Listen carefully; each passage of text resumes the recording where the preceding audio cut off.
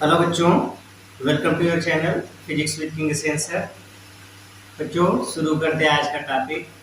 बच्चों आज की इस वीडियो में हम लोग सीखने वाले हैं क्लास 11th फिजिक्स में chapter Newton's laws of motion, इस वाले चैप्टर का एक इम्पॉर्टेंट टॉपिक जिसका नाम है एफ बी डी के इक्वेशन बड़े इम्पॉर्टेंट होते हैं।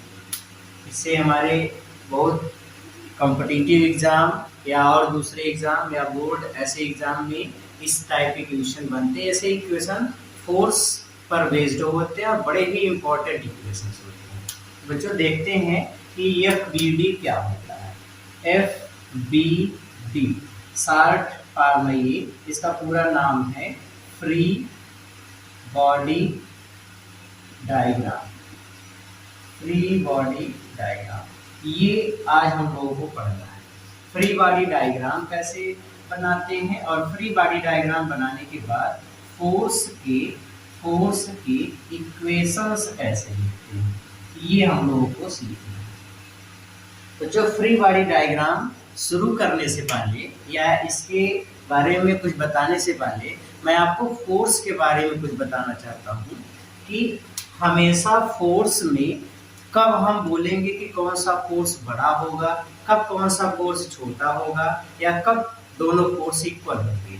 मैं एग्जांपल लेता हूं, जैसे मान लीजिए कि यहाँ पे कोई एक बॉडी है, इस बॉडी का मास है, इस पर दो फोर्स लगे हुए हैं। ये बॉडी पहले एट रेस्ट में थी, इस पर दो फोर्स लगे हैं, F1 फोर्स इधर लगा है, F2 फोर्स इधर लगा है। अब अगर फोर्स लगने के बाद भी ये वाली बॉडी रेस्ट में ही रहेगी तो इसका अर्थ ये हुआ जितना इधर फोर्स लगा है उतना इधर ही फोर्स लगा है।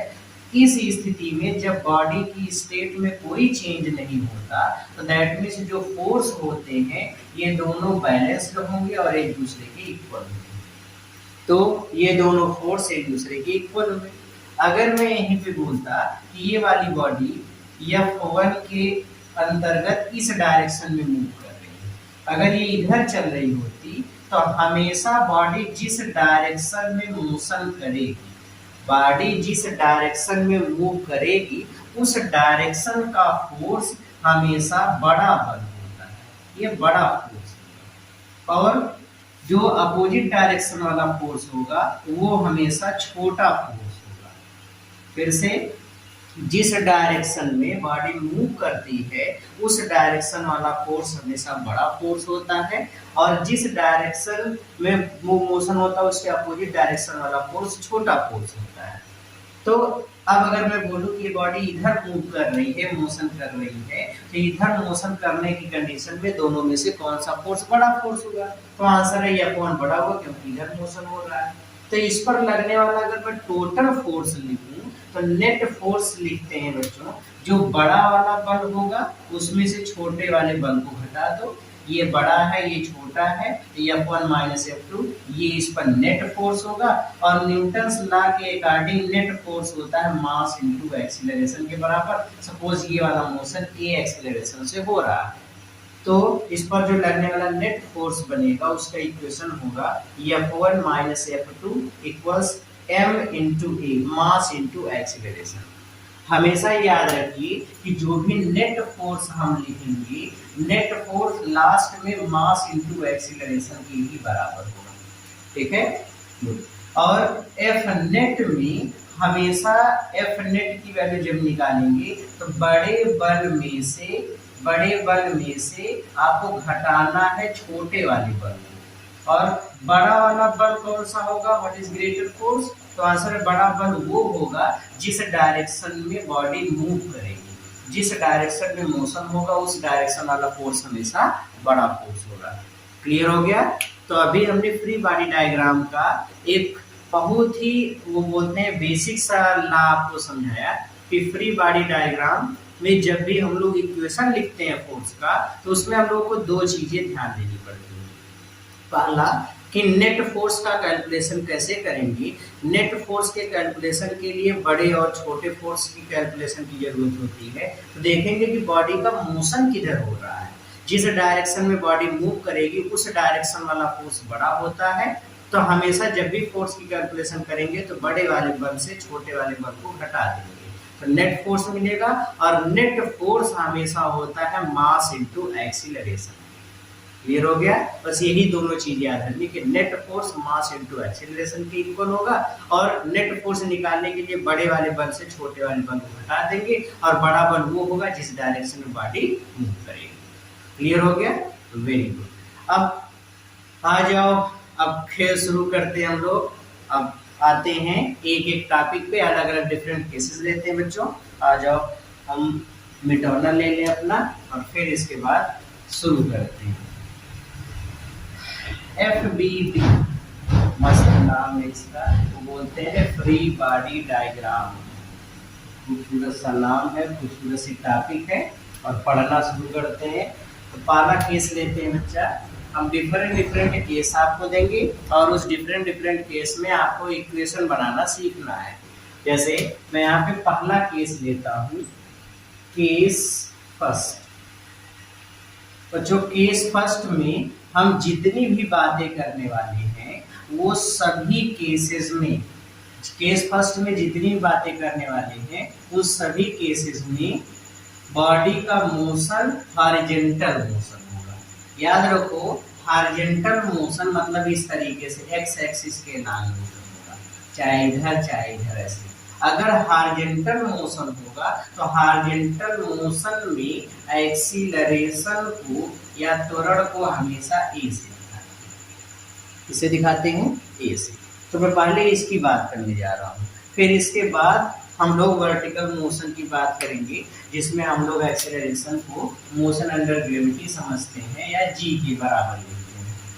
तो आ जाओ, देखो, मान लो कि कोई एक सरफेस ली है, इस सरफेस पर कोई एक पिंड रखा गया, इसका मास है, और कहा गया कि इस पर एक फोर्स लग रहा है F। इस फोर्स के कारण ये ए एक्सीलरेशन से मूव कर रहा है, ए त्वरण से गति कर रहा है ये। तो फोर्स की इक्वेशन क्या होगी? तो बच्चों पहले हम इसका फ्री बॉडी डायग्राम बनाएंगे। फ्री बॉडी डायग्राम मतलब सोचेंगे कि इस पर टोटल कितने फोर्स लग सकते हैं। तो देखो, कोई भी वस्तु हो वो अपना भार नीचे की तरफ लगाती है, जो कि एक तरह का बल है, और भार होता है m इंटू जी के बराबर। तो भार नीचे लग गया। न्यूटन थर्ड लॉ के अकॉर्डिंग अगर भार नीचे लग रहा है, फोर्स नीचे लग रहा है, तो इसका एक रिएक्शन फोर्स ऊपर लगता है, जिसको हम लोग बोलते हैं नॉर्मल रिएक्शन फोर्स। क्या बोलते हैं?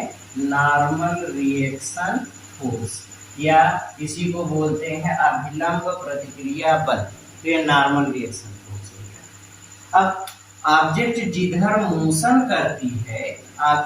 मोशन करती है हमेशा उसके अपोजिट डायरेक्शन में एक फ्रिक्शन फोर्स लगता है। कौन सा फोर्स लगता है? फ्रिक्शन। स्मॉल एफ सिंबल होगा फ्रिक्शन फोर्स का, फ्रिक्शन फोर्स। ये बच्चा स्मॉल एफ में कंफ्यूजन नहीं होगा, मैं बार बार लिखूंगा नहीं। स्मॉल एफ अगर कहीं पे लिखा गया दैट मीन्स क्या है? फ्रिक्शन फोर्स की बात हो रही है।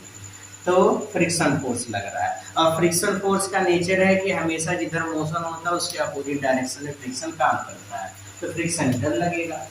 ओके, अब अगर फोर्स का इक्वेशन लिखना होगा तो बताओ, बड़े लेटर वाले एफ और छोटे लेटर वाले एफ में कौन सा बड़ा बल है?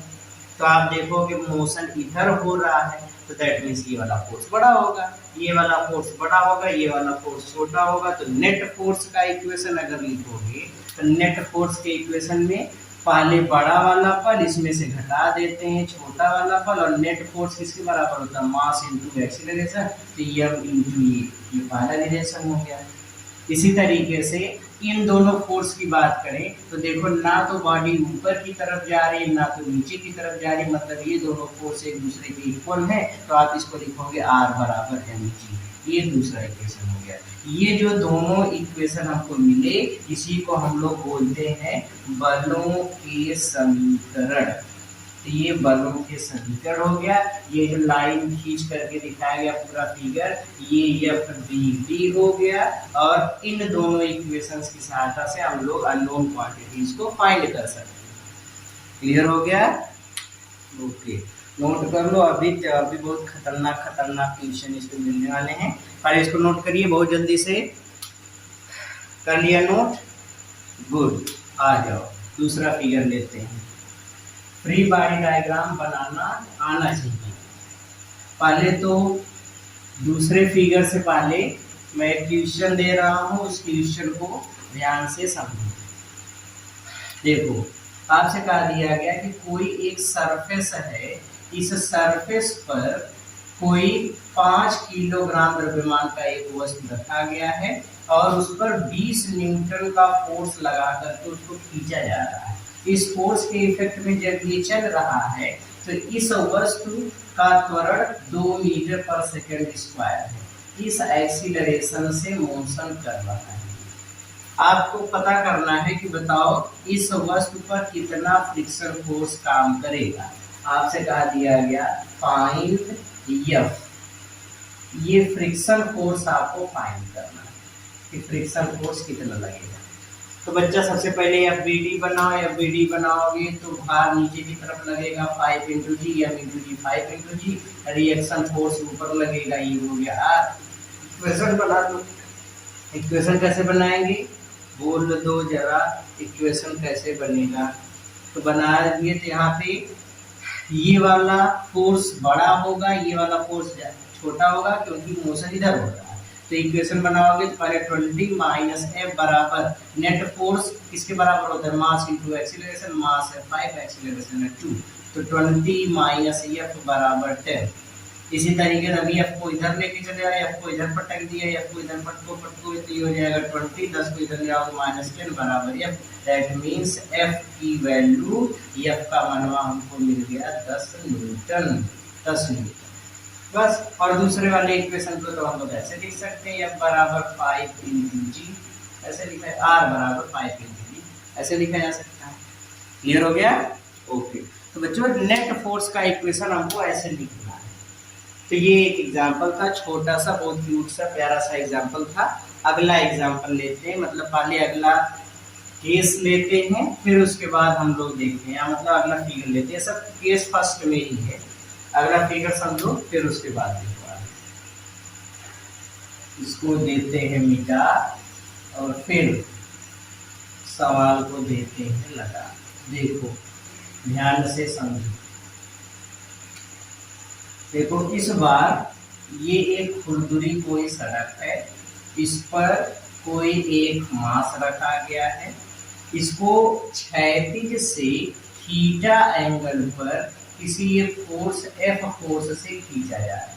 एफ फोर्स लगा करके इसको खींचा जा रहा है। यह फोर्स लगा किधर खींच रहा है और ये हॉरिजॉन्टल मोशन कर रहा है विथ एक्सीलरेशन ए त्वरण से गति कर रहा है। अब आपको एफबीडी बनाना है और फोर्स के इक्वेशन लिखने हैं। अच्छा फोर्स के इक्वेशन कैसे लिखेंगे? तो पहले तो बच्चों इसका भार किधर काम करेगा, नीचे mg, फिर रिएक्शन फोर्स ऊपर लग गया r, ठीक है। मोशन इधर लग रहा है तो फ्रिक्शन जाहिर सी चीज है, इसके अपोजिट काम करेगा ये भी अच्छी बात है। अच्छा फोर्स इधर लग रहा है तो देखो फोर्स इधर लग रहा है लेकिन मोशन इधर हो रहा है। फोर्स इधर मोशन इधर, बात तो कुछ समझ में आ नहीं रही है, क्योंकि जिधर मोशन होता है उधर फोर्स भी लगेगा तब तो मोशन उधर होगा। तो हम लोग इस फोर्स को कंपोनेंट में डिवाइड कर लेते हैं। तो फोर्स को कंपोनेंट में डिवाइड करोगे तो जिधर से एंगल नापते हैं उधर वाला फोर्स का कंपोनेंट कास के साथ लेते हैं, तो ये वाला हो जाएगा एफ कास थीटा। एक कंपोनेंट इसका ऊपर काम करेगा that is F sine theta. ये हो गया। अब इक्वेशन लिखा जा सकता है। तो अब अगर किसी एंगल पे अगर आपको फोर्स वगैरह दे दी जाए तो आप उसको तुरंत कंपोनेंट में डिवाइड कर दो। ओके अब इक्वेशन लिख दो। इक्वेशन कैसे लिखोगे आप लोग ट्राई करो, इक्वेशन पहले तुरंत ट्राई करो, जल्दी ये से इक्वेशन पहले ट्राई करो, उसके बाद है तब समझ में आएगा। एकदम मजेदार है सवाल सब। कर लिया ट्राई, बता दे हम।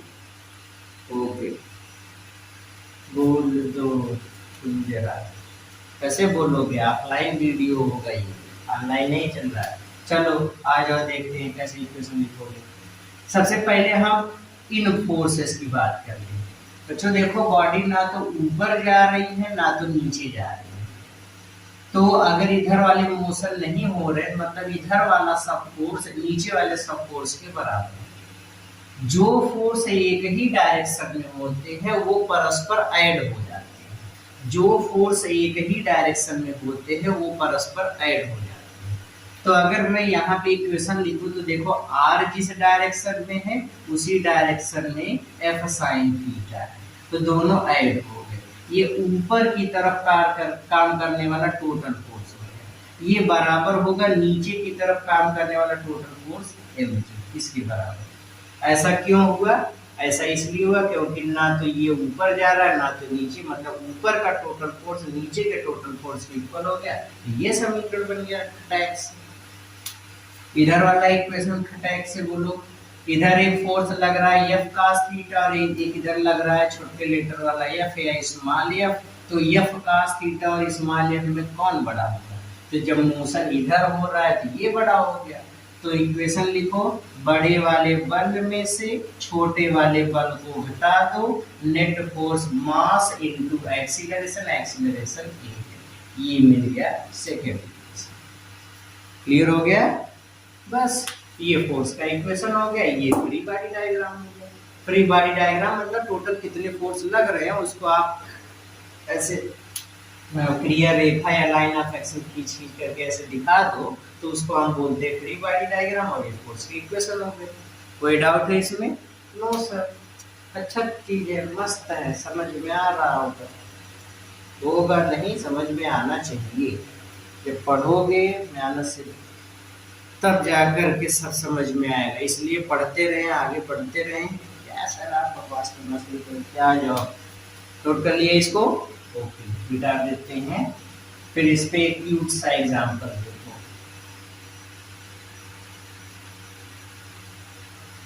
एक उदाहरण पेश करते हैं, पेश कर रहे हैं ये उदाहरण। देखिए कहा दिया गया कि एक कोई ऑब्जेक्ट है, ये एक ऑब्जेक्ट है, इसका मास है 20 kg और इधर एक फोर्स हमने लगाया, इस बार इधर फोर्स लगाया, ये हॉरिजॉन्टल, ये इधर एक फोर्स लगाया 100 न्यूटन का, और ये वाला एंगल हमने दे दिया 60 डिग्री, और उसी फोर्स के इफेक्ट में ये इधर चल रहा है 5 मीटर पर सेकंड स्क्वायर की त्वरण से,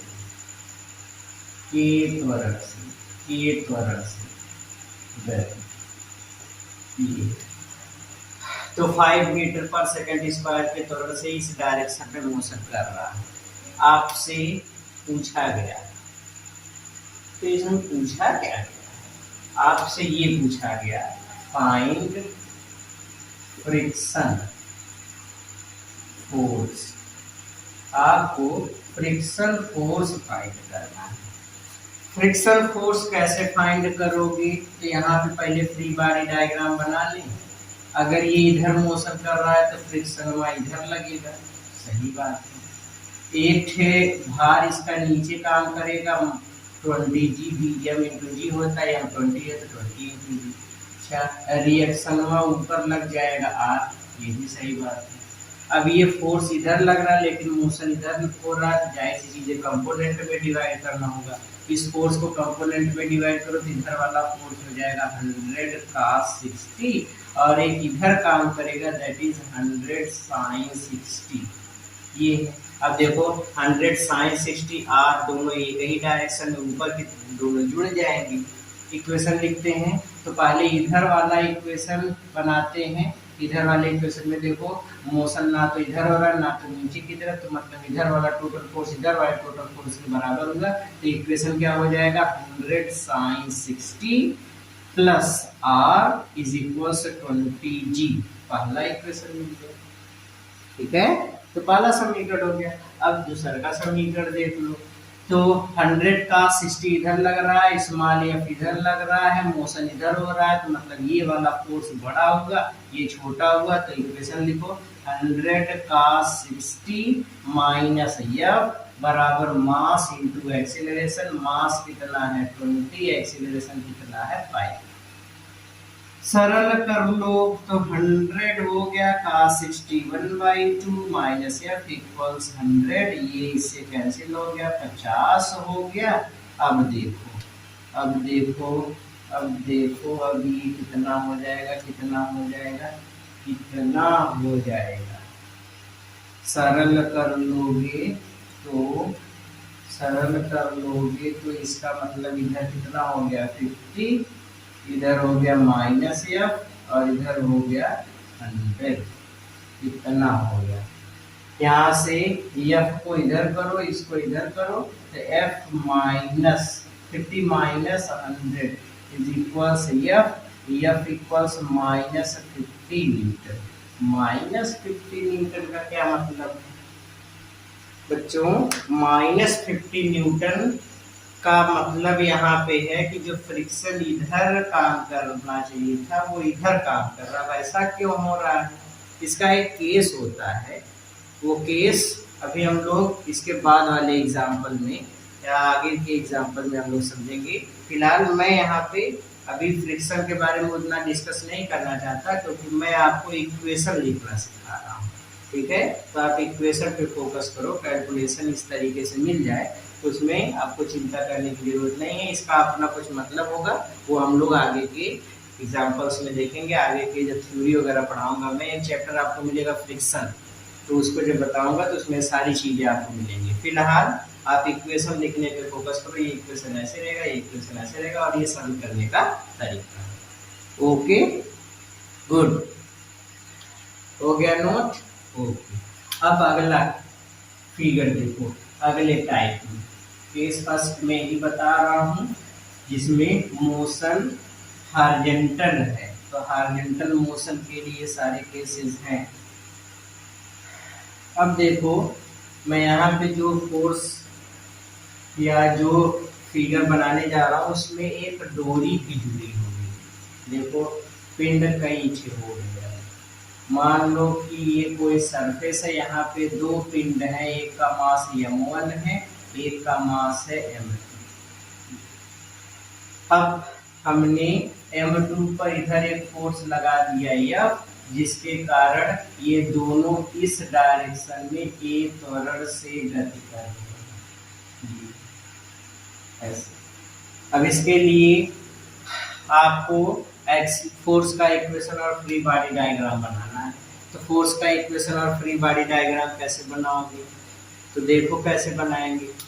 सबसे पहले देखो ये डोरी से जुड़े हुए हैं, तो डोरी की विशेषता याद रखो। डोरी के दोनों एंड पर फोर्स लगता है, टेंशन फोर्स या तनाव बल लगता है। डोरी के जिस हिस्से पर जिस डायरेक्शन में बल लगता है उसके अपोजिट डायरेक्शन में तनाव बल उत्पन्न होता है। जैसे यहाँ पे इधर फोर्स लगा तो तनाव बल इसके अपोजिट आएगा, और ये तनाव बल इस डायरेक्शन में लग रहा है तो इस एंड पर फोर्स इधर लग रहा है तो तनाव बल इधर आएगा। अब तनाव बल की डायरेक्शन निकालने में कंफ्यूजन नहीं होनी चाहिए। जिधर से फोर्स लगा उधर फोर्स की डायरेक्शन देखो, उस फोर्स के अपोजिट डायरेक्शन में इधर टेंशन फोर्स बना दो, और दूसरे वाले एंड पे इसका अपोजिट डायरेक्शन कर दो, बस ये हो गया तनाव बल की दिशा। अब यहाँ पे देखोगे, यहाँ पे भार और रिएक्शन फोर्स देखोगे, तो रिएक्शन फोर्स मान लो R2, तो इसका भार नीचे काम करेगा M2। यहाँ पे रिएक्शन फोर्स R1, यहाँ पे नीचे इसका भार काम करेगा M1। बस, तो ये हो गया R1 M1G, ये हो गया R2 M2G। अब फ्रिक्शन की बात कर लेते हैं, तो फ्रिक्शन दोनों पे लगेगा। इस वाले सरफेस पे इधर फ्रिक्शन काम करेगा F, और इस वाले सरफेस पे भी वही फ्रिक्शन काम करेगा F। फ्रिक्शन दोनों पे सेम काम करेगा, क्योंकि वो तो सड़क एक जैसी दोनों के लिए बिहेव करेगी, तो फ्रिक्शन दोनों के लिए सेम होगा। तो ये इस बार फ्री बॉडी डायग्राम है। क्लियर हुआ? अब इसी फ्री बॉडी डायग्राम से इक्वेशन लिखना है, तो हम एक एक पिंड को ऐसे तोड़ तोड़ करके इक्वेशन लिखते हैं। अगर मैं M1 वाले की बात करूं तो M1 वाले की ये पूरा फिगर है। देखो मैं इसी को अलग से यहाँ पे बना रहा हूँ। ये m1 इसका मास था, नीचे भार काम किया m1g, रिएक्शन ऊपर काम किया r1, एक फोर्स इधर लग रहा है T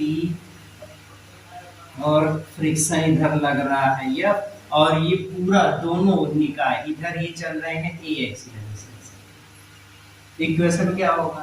तो सिंपल इक्वेशन है, ना तो ये ऊपर जा रहा ना तो नीचे, तो r1 बराबर m1g पहला इक्वेशन बन गया। दूसरा इक्वेशन देखो, तो इधर वाला फोर्स बड़ा होगा क्योंकि मोशन इधर हो रहा है, ये फोर्स बड़ा है ये फोर्स छोटा है, तो इक्वेशन यहाँ पे लिखोगे तो T बड़ा फोर्स माइनस स्मॉल f छोटा फोर्स बराबर मास इनटू एक्सीलरेशन m1a। ये दूसरा इक्वेशन बन गया। ये पहला इक्वेशन था और ये दूसरा इक्वेशन था फोर्स का। बस ये हुआ। इसी तरीके से अब इसमें देखो, इसका अगर हम लोग फ्री बॉडी डायग्राम देखें तो यहाँ पे ये था मास m2, इधर एक फोर्स लगा F, इधर एक फोर्स लगा T और इधर एक फोर्स लगा F, इधर एक फोर्स लगा R2, इधर एक फोर्स लगा m2g। तो पहले और मोशन इसका किधर हो रहा है? मोशन इसका इधर हो रहा है। एक त्वरण से गति, इसका मोशन किधर हो रहा है? इसका मोशन इधर हो रहा है। अब इसका मोशन इधर हो रहा है तो इक्वेशन बताओ, ना तो ऊपर ना तो नीचे मोशन, मतलब r2 बराबर m2g। ये इक्वेशन मिल गया थर्ड। अब देखो, इधर दोनों फोर्स एक ही डायरेक्शन में, इधर दोनों फोर्स तो ये दोनों जुड़ जाएंगे, एक फोर्स इधर लग रहा है तो इन दोनों से और इसमें कौन फोर्स बड़ा? जब मोशन इधर हो रहा है तो ये वाला फोर्स बड़ा। अगर ये वाला फोर्स बड़ा है तो इक्वेशन क्या होगा? इक्वेशन लिखोगे F माइनस ये दोनों एक ही डायरेक्शन, इधर हमने पहले बताया जो एक ही डायरेक्शन में होंगे वो ऐड हो जाएंगे, तो ये दोनों आपस में ऐड हो जाएंगे, मतलब कितना हो जाएगा T प्लस F बराबर नेट फोर्स क्या होता है? तो बड़े वाले में से छोटे वाले को घटा दिया, बड़े वाले में से ये दोनों छोटे छोटे इधर लगाए तो छोटे छोटे जुड़ गए फ्लूइड से, और total force mass into acceleration, mass है m2 एक्सीलरेशन है ये, तो ये इक्वेशन बन गया। ये तरीका आया समझ में? बस ऐसे ही सवाल लगाना है। कौन दिक्कत है सवाल में? नहीं सर मस्त था। ओके, कौन दिक्कत नहीं है तो आ जाओ, हम दिक्कत दे देते हैं। अपन बैठा है दिक्कत देने के लिए, आ जाओ। लेते हैं एक प्यारा सा सवाल, इस क्वेश्चन में देखते हैं हमसे क्या पूछा गया है और कैसे कैसे हम इक्वेशन बनाएं। आ जाइए, देखो क्या दिया गया बच्चों इस क्वेश्चन में, ये एक कोई फ्रिक्शनलेस सरफेस है, ये एक फ्रिक्शनलेस सरफेस। फ्रिक्शनलेस सरफेस मतलब जिस पर घर्षण बल ना लगे, फ्रिक्शन फोर्स जीरो, ऐसा कोई जीत नहीं सकता है। यहाँ पे कोई दो पिंड है, एक का मास है 3 kg और एक का मास है 6 kg। ये दोनों एक दूसरे से डोरी से जुड़े हुए हैं। 3 kg पर हमने इस हॉरिजॉन्टल डायरेक्शन में एक फोर्स लगा दिया। 3 kg पे हमने फोर्स जो लगाया है ये 20 न्यूटन का है, 20 न्यूटन फोर्स इधर लगाया गया और कहा दिया गया जिसके कारण ये पूरा सिस्टम इस डायरेक्शन में मोशन करना शुरू कर दिया। अब आपसे कहा दिया गया कि इस डायरेक्शन में जो मोशन हो रहा है उस मोशन किस एक्सीलरेशन से हो रहा है, तो आपको एक्सीलरेशन फाइंड करना। आपसे कहा दिया गया एक्सीलरेशन, सपोज अगर इसका a है तो a की वैल्यू क्या होगी, find the acceleration of this system. तो इस सिस्टम में एक्सीलरेशन क्या होगा? ट्राई करो, ट्यूशन देखो, वीडियो को पास करो, ट्राई करो जल्दी से, फिर उसके बाद नहीं लगा पाते तो हम बताएंगे मिला, तो उसको समझ लेना, और अगर लगा ले गए तो मिला लेना, सही होता है गलत होता है, लेकिन ट्राई करना तो बनता है। ओके, ट्राई कर लिया, हो गया? ओके, आ जाओ जल्दी से देखो, एकदम जल्दी से, एकदम जल्दी से बोले तो फास्ट फास्ट। फ्रिक्शन की कहानी खत्म हो गई। भार और देख लेते, इसका भार 3G, इधर हो गया R1, इसका भार 6G, इधर हो गया R2। क्या बात है, 6G तक पहुंच गए हम लोग। 2G 3G वाला जमाना गया, 4G 5G इंडिया में चल रहा है, यहाँ पे तो 6G तक हम लोग पहुंच गए हैं। चलो, फोर्स इधर लग रहा है तो इसमें तनाव बल इधर आ जाएगा। ठीक, अच्छा इसमें तनाव बल इधर आया तो इसमें हमने बताया था डायरेक्शन ऐसे उलट दो, तो उलट पलट दिया तो डायरेक्शन ऐसे मिल गई। बस, चाहे दोनों को अलग अलग कर लो या ऐसे समझदारी थोड़ा सा दिखाए तो इसे ही हम इक्वेशन लिख सकते हैं। अब मैं पहले इसकी बात कर रहा हूँ 3 kg वाले की। 3 kg वाले का इक्वेशन बनाओगे तो मोशन तो देखो इधर हो रहा है, इस डायरेक्शन में मोशन हो रहा है, मोशन इधर हो रहा है, तो इक्वेशन जो बनेगा ये ना तो ऊपर ना तो नीचे मोशन हो रहा है, तो ये दोनों बराबर हुए, तो पहला इक्वेशन हो गया R1 बराबर 3G। ये पहला इक्वेशन। यहाँ पे अब फोर्स देखो तो इधर वाला फोर्स बड़ा है, इधर वाला फोर्स छोटा है, तो नेट फोर्स 20 माइनस टी बराबर नेट फोर्स का equation mass into acceleration, mass into acceleration, mass 3 acceleration, पहला इक्वेशन। कोई डाउट है? नो।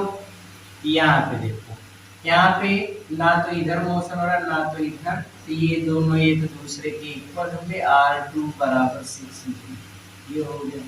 ठीक है, इधर देखो इस पे खाली एक पे फोर्स है लग रहा है और वो फोर्स है T, तो नेट फोर्स तो यही हो गया, इधर तो कोई लगे नहीं रहा है, तो नेट फोर्स खाली यही लग रहा है टोटल T, और नेट फोर्स या टोटल फोर्स होता है मास इनटू एक्सीलरेशन, मतलब 6 इनटू इक्वेशन सेकंड। एक्सीलरेशन हमको फाइंड करना है, तो हम क्या करते हैं, P का मनवा यहाँ रख देते हैं, P का मनवा यहाँ रख दो, putting the value of P from equation second in equation number first, तो ये हो जाएगा 20 माइनस टी की वैल्यू 6A बराबर 3A, इसको इधर पटक दो तो 20 इक्वल्स 9A, तो ये हो गया A इक्वल 20/9 मीटर पर सेकेंड स्क्वायर। तो एक्सेलरेशन कितना हो गया, 20/9 मीटर पर सेकेंड स्क्वायर। हमसे यही पूछा गया था, कहीं अगर हमसे तनाव पूछ लिए होते चालाकी करके तो हम टी की वैल्यू यहाँ से निकाल लेते। 6 इंटू ए की वैल्यू पुटअप कर दो, ए की वैल्यू पुटअप कर दोगे तो ए की वैल्यू यहाँ पे रख दो 20/9, 3 2 6, 3 3 ना, तो ये हो जाएगा 40/3 Newton, T equals 40/3 Newton. Clear हो गया? बस यही तो करना है इस सवाल में। क्लियर हो गया? गुड। तो बच्चों अभी तक ये जो सवाल हम लोगों ने पढ़ा ये सभी मोशन थे, या जितने भी मोशन के केस अभी तक हम लोगों ने पढ़े हैं ये सभी मोशन अंडर ग्रेविटी नहीं थे, मतलब ये हॉरिजॉन्टल मोशन थे। हॉरिजॉन्टल मोशन में आपको एक केस और दे रहा हूँ, उस केस को पहले अच्छे से समझो, खूब अच्छे से मस्त होकर के इस चीज को समझो। जब ये समझ में आ जाएगा तो फिर हम लोग एक खूबसूरत सा सवाल लगाएंगे। आज बच्चों हम लोग खाली हॉरिजॉन्टल मोशन की ही बात करेंगे, फिर इसके नेक्स्ट वीडियो में हम लोग वर्टिकल मोशन की बात करेंगे।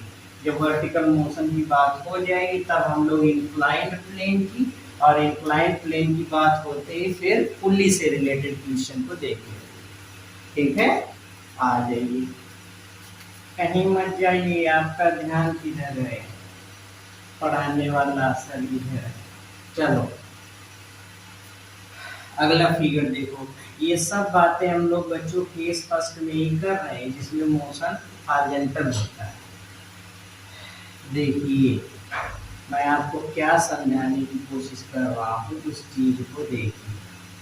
मान लो कि ये एक कोई फ्रिक्शनलेस सरफेस है, ये एक फ्रिक्शनलेस सरफेस है, फ्रिक्शनलेस सरफेस, ये फ्रिक्शनलेस सरफेस है जिसपे फ्रिक्शन हमेशा जीरो काम करेगा। कितना काम करेगा? जीरो। जीरो मतलब शून्य, तो शून्य फ्रिक्शन काम करेगा। यहाँ पे हमसे कहा दिया कि दो पिंड है, एक का मास है m1 और दूसरा पिंड इसका मास है m2, ठीक है, ओके। और m1 m2 दो पिंड हो गए, सॉरी एक तीसरा पिंड भी हमको इसमें ऐड करना है। देखो m1 m2 और इसके साथ एक डोरी से और तीसरा पिंड भी जुड़ा है m3 वाला, ठीक है। इस बार हमने m1 पे फोर्स लगा दिया किसी एंगल पे, किसी एंगल पे हमने फोर्स लगा दिया F, और F जो फोर्स लगाया गया ये सपोज यहाँ से अल्फा एंगल पे लगाया गया। अब आपसे कहा दिया गया कि फोर्स के इक्वेशन बताओ, फोर्स का इक्वेशन कैसे कैसे बनेगा। तो बच्चों पहली चीज देखो, डोरी बदल जाएगी, जैसे यहाँ से यहाँ तक एक डोरी है, यहाँ से यहाँ तक दूसरी डोरी है, डोरी बदलने पे तनाव बल बदल जाएगा, ठीक है। क्या हमने बताया, डोरी बदलने पे तनाव बल बदल जाएगा। तो डोरी बदल गई तो जाहिर सी चीज इसमें तनाव बल बदल जाएगा। पहले तो हम लोग जो आता है सरल का वाला कर लेते हैं, इधर R1 इधर m1g, इधर R2 इधर m2g, इधर R3 इधर m3g, बस यहाँ तक तो सरल हो गया। F को कंपोनेंट में डिवाइड कर लो, एक इधर काम करेगा F cos अल्फा, एक इधर काम करेगा F sin अल्फा, ये हो गया F sin अल्फा। देखो एक फोर्स इधर लग रहा है तो इसमें तनाव बल इधर आएगा T, और इधर हो गया T नहीं बल्कि T1 मान लेते हैं। अब देखो T1 इधर लग रहा है तो इसमें तनाव बल दूसरा डेवलप होगा T2, और T2 इधर हो जाएगा। बस खेल खत्म। जो फ्री बॉडी डायग्राम सही सही बना ले गया उसके लिए इक्वेशन लिखना कोई कठिन नहीं, उसके लिए खेल एकदम हवा है तो हमारे एकदम धुआं उड़ा देगा क्वेश्चन का, हलवा सा क्वेश्चन है, तो हम लोग बिल्कुल खा जाएंगे। चलो आ जाओ देखते हैं पहले वाले क्वेश्चन को। पहले वाले इसमें हम अलग अलग पिंड को लेके बनाते हैं इक्वेशन। यहाँ से शुरू करें, यहीं से शुरू कर लो, यहाँ से शुरू करो। देखो ये है m3, नीचे काम कर रहा है m3g, यहाँ काम कर रहा है R3, यहाँ एक फोर्स लगा T, और ये पूरा मोशन सपोज A एक्सीलरेशन से हो रहा है, A एक्सीलरेशन से पूरा मोशन हो रहा है। बताओ अगर सब A एक्सीलरेशन से चल रहा है तो इसका भी एक्सीलरेशन कितना होगा? अब इक्वेशन तो बोल ही सकते हैं। और कोई फोर्स इस पे लग रहा है क्या? देखो इस पे तो पूरे खंड में बस यही कहानी है बच्चा। हम यहाँ पे लिख सकते हैं R3 बराबर m3g। कोई डाउट है? No doubt sir, okay. एक फोर्स इधर खाली लग रहा है T2, इधर वाला फ्रिक्शन तो सब गायब है, तो फ्रिक्शन गायब है, इधर फोर्स लग रहा है तो इधर वाले फोर्स मतलब नेट फोर्स किसके बराबर होता है? मास इनटू एक्सीलरेशन। मास है m3, एक्सीलरेशन है, तो T2 बराबर m3a। ये इस वाले पिंड के लिए फोर्स की इक्वेशन हो गई। इस वाले पिंड की बात कर लेते हैं m2 की। तो m2 की कहानी क्या है? m2 की कहानी कुछ इस तरीके से है कि एक फोर्स इधर लग रहा है T2, एक फोर्स इधर लग रहा है T1, एक फोर्स इधर लग रहा है R2, एक फोर्स इधर लग रहा है m2g, और ये पूरा मोशन इधर हो रहा है विथ एक्सीलरेशन। बस अब यहाँ पे इक्वेशन बनाओ, तो ये दोनों तो बराबर हो गए, मतलब R2 बराबर m2g, ये हो गया, ओके। ये इधर चल रहा है तो ये वाला फोर्स बड़ा, ये वाला फोर्स छोटा, तो इक्वेशन T1 माइनस T2 बराबर मास इनटू एक्सीलरेशन m2a, ये हो गया इसका, ये हो गया इसका इक्वेशन, ठीक है। तो दूसरा वाला पिंड भी हो गया। अब रही बात तीसरे के पिंड, तो m3 को हम लोग देख लेते हैं m3 की कहानी क्या है, इसके ऊपर क्या बीत रही है। तो m3 की कहानी कुछ इस तरीके से है, सॉरी m3 नहीं m1 है, m1 है ये m1 पे क्या बीत रही है। m1 पे एक फोर्स इधर लगा है इस डायरेक्शन में, ये है T1, M1 पे एक फोर्स इधर लगा है इस डायरेक्शन में, this is F cos alpha. M1 पे एक फोर्स ऊपर लगा है R1, एक फोर्स और ऊपर लगा है, ये है F sin अल्फा। ये एक फोर्स नीचे लगा है, ये इधर, और ये है M1G। तो देखो मोशन तो इधर हो रहा है, मोशन तो इधर हो रहा है ए एक्सीलरेशन से, तो इधर वाला तो मोशन नहीं हो रहा, तो इधर वाला टोटल इधर वाले टोटल के बराबर होगा। इधर वाला टोटल मतलब जो डायरेक्शन एक ही है तो दोनों जुड़ जाएंगे। F sin alpha plus R1 बराबर M1G, ये हो गया, ये इसका इक्वेशन हो गया।